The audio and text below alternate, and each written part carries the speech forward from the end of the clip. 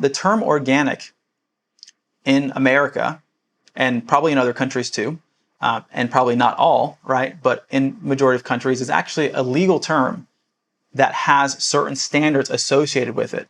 Just like in the same way, I can't say I'm a lawyer if I haven't passed the bar.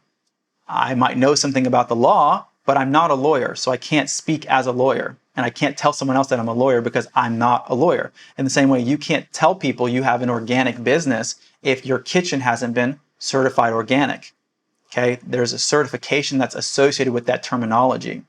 Now, it doesn't mean that you can't, and this isn't legal advice. Like I said, I'm not a lawyer, so you're going to want to check these things out. But to my understanding and my knowledge, there's a distinction between saying you utilize all organic ingredients, which if you do, then great, versus saying you're an organic business, which means that you're allowing someone to come and inspect your kitchen. They're checking your cleaning products. They're checking all of the procedures and policies in your business that relate to how you handle the product in order to make sure that it is maintaining its organic nature.